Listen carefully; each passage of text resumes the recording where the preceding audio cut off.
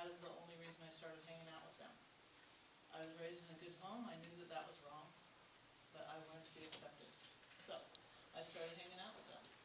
I started doing the same things they were doing because they were doing them. And we started to sneak out so that we could do it at night. I eventually got caught, and over a period of time, multiple things, that my mom decided that I needed to go live in Pocatello with my uncle because she couldn't handle me. And so I went there, and there I met the same type of people. I sought them out, people that were doing drugs, and I snuck out one night to meet them. And while waiting for them, they didn't come, so I was about ready to go back in the house. And a car came up, and they said, "There's a big party up in the mountains with a bonfire. You want to go?"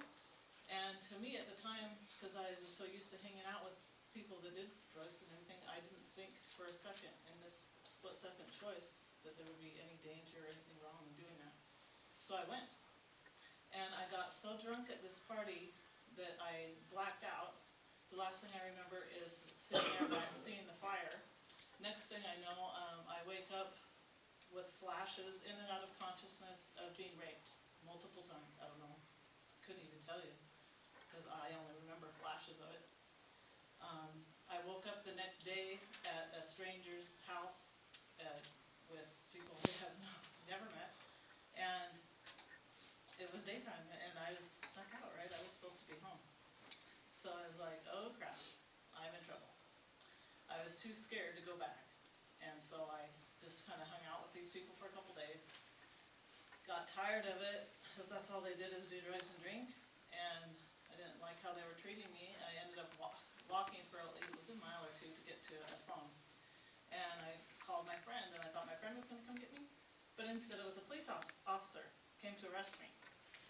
And I went to an adult jail there in Pocatello.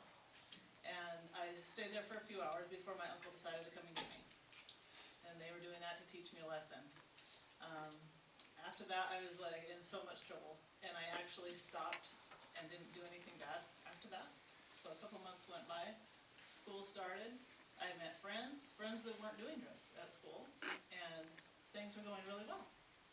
And then I started getting sick every morning. Thought I had the flu.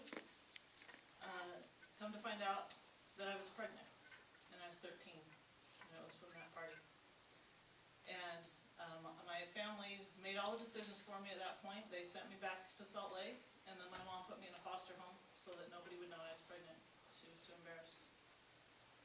So I stayed there, was their slave, basically. I took care of their kids and took care of their whole house the whole time I was there.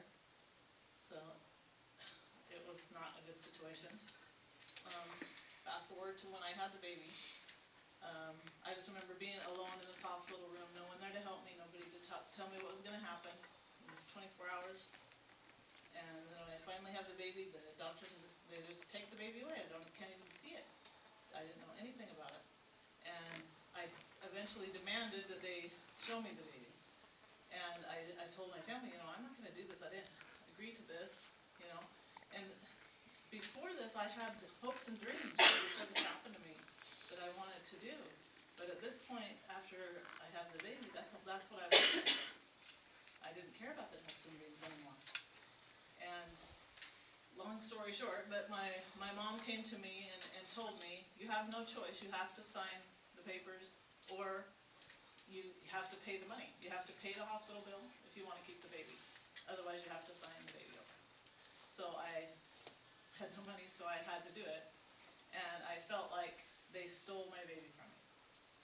So I had it in my head, the only thing I could think of is find a way to get it back. And so I decided if I got married, then I'd have a family, then they'd give me the baby back, right?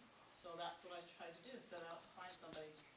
So I found someone, got married at 15. 2 months after we got married, he started beating me up. Bruises, knots. One time he choked me until I passed out. I thought I was going to die. Even beat me up when I was pregnant with his child. Got pregnant. Didn't get my baby back. Got pregnant with his child. 16. Single parent again. I left him after he got someone else pregnant. And at that point, I'm like, Okay, and I'm never going to let this happen again, right? Well, no, because I kept hanging out with the same type of people, smoking, drinking, doing drugs people, so I pick another one. Well, same thing happens again, and again, and again, until this whole thing is a cycle. And until you know how to not do that anymore, you're going to keep doing it. If you keep picking people that are doing this, this is what's going to happen. This is what happened my whole life. I've suffered. My kids have suffered. Most of my life I've been a single parent, which is really tough. Really tough, okay? And my one daughter, the daughter of the guy that beat me up when I was 16, she's a drug addict today. And it was because, I believe, because my other children are fine, that because her dad died and never was in her life, and she never had a chance to meet him, and I think that really affected her. It is really important to have both parents. I mean, everybody needs both parents. I can see the difference. I didn't have a dad, and that's why I was doing those things that I did. Same thing. So, at the beginning, when I first decided to hang out with these guys, because they accepted me, that choice right then, because I didn't know anything about drugs or anything, if I would have not chose to hang out with those people, none of these things would have happened to me. It's happened in my whole life. None of it. I wouldn't have even went down that road at all, had someone been my friend. So there's a big thing there. Let's be friends with everyone. It's life-changing, and it could be their life, the person's life. Giving up, thinking nobody wants to be friends with them is so important. Everybody wants to be loved and accepted, don't they? So let's please don't leave people out. And I just have to say also that, my stepson, I'm raising my stepson right now, and I am going to adopt him, and his father has threatened to kill me because I reported him for very abusing him. He's right here. And I have to worry for the rest of my life, looking over my shoulder, wondering if it's going to be the time that his dad comes and kills me. Yeah. So, and this all started when I started hanging out with abusive people. Abusive drugs, abusive physical, mental, it's all right there. It's all right there in the same thing. I've lived with drug addicts. I could go on and on for hours telling you how horrible it is. And they don't care about anybody but themselves. So just don't go down that road. And I'm sure at the beginning they didn't think that they were going to do those things either. But they did.